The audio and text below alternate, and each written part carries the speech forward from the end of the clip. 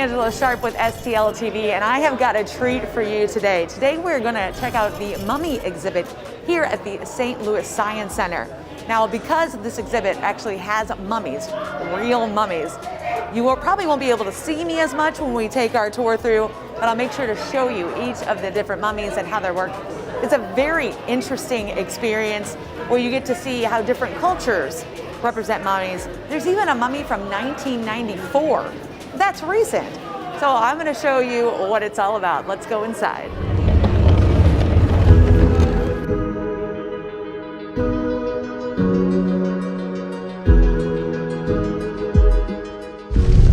This is going to be so exciting. I caught up with Neville Crenshaw here, the special exhibits manager here at the St. Louis Science Center, and we are in a very unique place. What is this mummy exhibit called? Yeah, the Mummies exhibition. It's called Mummies of the World, the exhibition. We're going to be talking about mummies and mummification across several different cultures, across several different time periods, from the familiar ancient Egypt to some of those that are less familiar, even as late as 1994. I mean, this is pretty exciting. So can you kind of, let's say, make this the elementary school version for me here? So when somebody first walks into this exhibit, what is it like? You're going to be experiencing a quick introduction on mummification and mummies themselves. We need to talk about it as a scientific process first, to understand its form of preservation.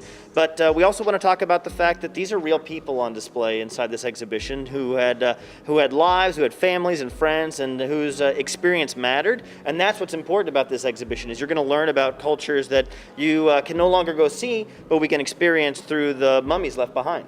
Wow, okay, so I mean, you kind of really span the globe, and I guess I just didn't realize how many different cultures use mummies in a way. Yeah, a lot of them did it purposefully, like the Inca, Egyptians, that kind of thing. Some of them did it accidentally because of the dry or cold environments, or even just a steady wind stream can create a mummy in a perfectly set crypt. So I've seen a lot of families coming in here, smaller kids, mom and dad, that kind of thing. What kind of things are you hearing from the people that have walked through? I think people are seeing that mummification is a lot bigger than they thought it was. It was a lot more common than just the ancient Egyptians. It's a lot more varied than they thought it was. There are a lot of different ways that you can go about mummification, whether it be artificially or naturally. And I think people are coming away with a newfound respect for several different cultures that they may not have been familiar with. Now, we happen to be talking to you in the Burns collection, which when I first saw it, I was like, look, it's kind of scary. But now that I've been looking at it more, it's actually really interesting. So talk me through this one a little bit. Yeah, this one's unique. This was done by a Scottish anatomist who was trying to find a way to make it easier for medical students to study anatomy. We don't have any idea how he went about this process. It's kind of unique in that these collections are the only places you can see mummies that are preserved this way. That's cool in itself, that you don't even know really how he did it. Yeah, I mean, I know that they could tell some of the chemicals that he used, but the timing and other different processes, we have no idea. So when you see it, it's a unique form of mummification. And what's interesting is that they had used it for anatomical study, because you don't want doctors just going in and operating on somebody based on what they know in textbooks. And cadavers were harder to find back then to study on. So this was a way of preserving them for those medical students. I mean, this is a really cool exhibit that is here at the St. Louis Science Center. How long is this going to be up and running? We're happy to have this till September 6th, which is a great long run. We'll have it throughout the summer, which is going to be great. And we hope everybody has a chance to come out and see it at some point. Is there anything that you think people should know and understand prior to their visit here? I would just say that, some of the material inside is a little bit difficult for children, and I would say that's a conversation for you and your family to have before coming in, because we want to make sure that everybody who comes in here has a good experience, and we don't want anything to catch anybody off guard. We are talking about real mummies here, and these are real people who are in various states of display, and we want to make sure that you understand that before coming in. Well, I appreciate that so much, and thank you for letting me take a look around here. Neville, thank you again.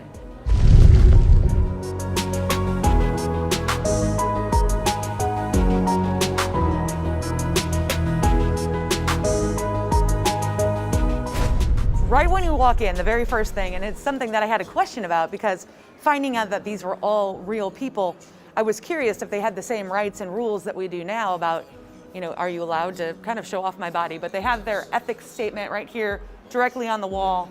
And I was actually informed that everybody has given their rights in various ways, either from, like through family or through whoever currently owns that thing. So that is good to know, and I like how it's the first thing you see when you walk in. So you ready? Let's go explore. All these hieroglyphics here are either passages about the person or passages from the Book of the Dead that are spells. One of the ways that we know that it was a woman of high status is because, and you might notice the beard, that was common for people to be depicted, even women with a beard. I thought the beard meant, so that doesn't mean it's a guy. Nope, in fact, several female pharaohs, I believe Hatshepsut was depicted with a beard as well. One of the cool things about this, though, is we know as a woman of high status because in ancient Egypt, real wood that could be used for sarcophagus was incredibly expensive because they didn't have any. They had to buy it from Lebanon. So that was one of the ways you showed your wealth, was by having this nice wooden coffin. These folks were found in a crypt in Summersdorf Castle in Germany. These would have been from about the time of the 30 Years' War. The Baron, as you can see, still has these well-preserved boots that were made specifically for his burial. These are here on display with permission of the family, as they'd like to learn more about their history, so the study of them helps them understand their place in history. Very interesting, and it's amazing that those boots have lasted the test of time like this. Absolutely. Okay. So we've got 2 mummy bundles here, and these are kind of like your all-in-one tomb. It's going to have offerings for the deceased to give them a good afterlife, and very intricately braided rope bundles to contain them. So yeah, what is this right here in the middle? So that is a mummy right there inside of that bundle right there. This particular priest is the priest of Nes Min. Nes just means of in a way, so he was the priest of Min. Stolus priest of the temple, and that would have been one of the highest honors that you could have in society, in Egyptian society. And he has a sarcophagus befitting that status. You can see the detail work is incredible.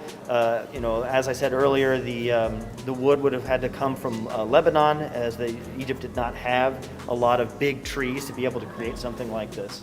And this is kind of really shows you what it looks like when you take off the top portion and the person's inside, the mummy's inside. Yeah. Yep. And what's interesting is this is only a few hundred years later, but you can see it looks a lot different. It's very dark, and that's a tar-like treatment on the outside of both the mummy and the sarcophagus. And that just shows you how, even though mummification itself was very similar, a lot of the practices changed over time. Right.